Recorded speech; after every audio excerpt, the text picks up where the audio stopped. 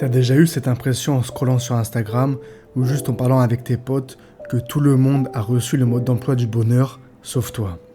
Cette sensation vraiment dégueulasse que ta vie fait du surplace pendant que les autres enchaînent les succès, les voyages de rêve et les relations parfaites. C'est pas qu'une impression, c'est un poison lent qui s'installe dans ta tête. Il bouffe ta joie et détruit ton estime de toi sans faire aucun bruit. Et si je te disais qu'il existe une méthode, non seulement pour neutraliser ce poison, mais pour le transformer en super pouvoir pour ta confiance. Je vais te donner 3 techniques concrètes qui ont changé la vie de dizaines de personnes. Alors reste jusqu'à la fin, parce que la 3e est celle que personne n'applique et c'est la plus puissante. D'abord, comprends ce truc. Se comparer, c'est quelque chose d'humain. Ton cerveau il est programmé depuis la nuit des temps pour s'évaluer par rapport aux autres. C'est comme ça qu'on apprenait et qu'on trouvait notre place dans le groupe. Le problème, c'est que ce vieux mécanisme est devenu complètement fou à l'ère des réseaux sociaux. Instagram, TikTok, LinkedIn, ce n'est pas la réalité que tu vois, mais c'est une version ultra filtrée, éditée et idéalisée de la vie des autres. C'est comme si on te demandait de comparer les coulisses de ta vie avec tous tes doutes, tes galères, tes efforts, à la bande-annonce du blockbuster de la vie des autres où tout a l'air parfait. L'analogie que j'adore, c'est que tu compares ta saison 1 à leur saison 10. Tu vois leur triomphe final, mais tu zappes les 10 saisons de galères, d'échecs et de persévérance qu'ils ont menées là. Cette comparaison est injuste, elle est truquée et elle crée juste une frustration sans fin et te plombe le moral.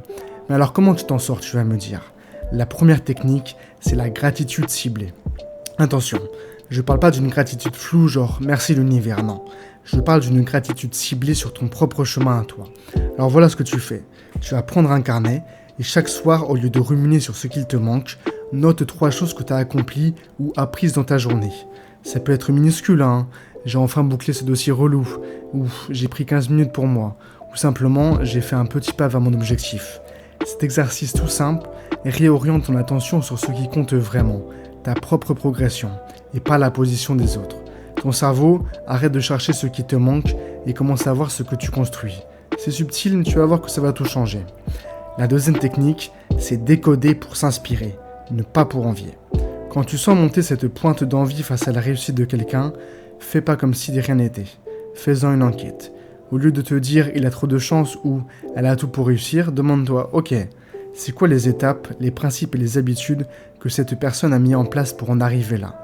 Décortique son succès, pas comme le reflet de ton échec, mais comme une potentielle feuille de route pour toi-même.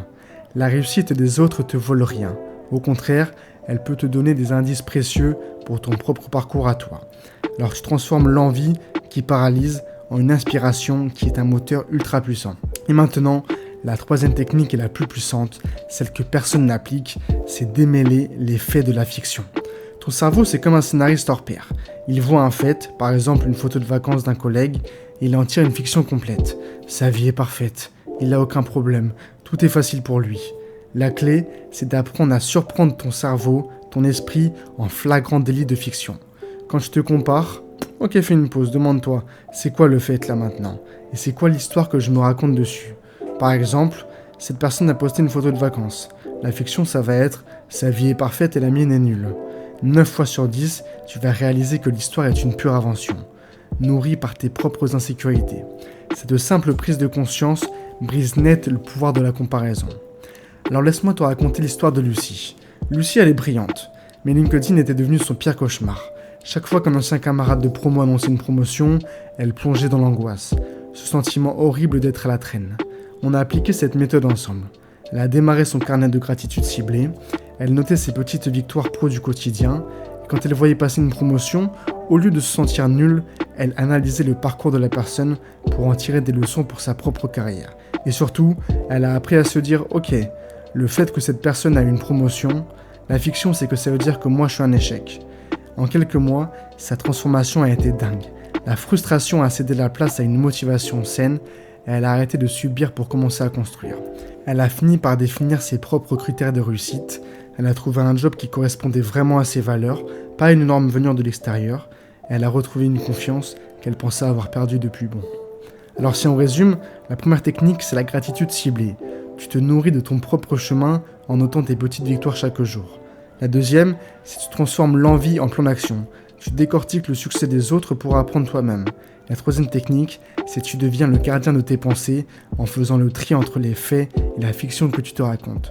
Ces 3 techniques transforment le poison de la comparaison en carburant pour ta progression. Et n'oublie jamais cela, tu es en compétition avec personne d'autre. La seule course qui compte, c'est celle qui te mène à ton propre épanouissement. Maintenant, dis-moi en commentaire dans quelle situation tu te compares le plus, et si tu veux savoir comment développer une confiance silencieuse sans jouer un rôle, alors c'est le sujet de ma prochaine vidéo. Abonne-toi et ciao.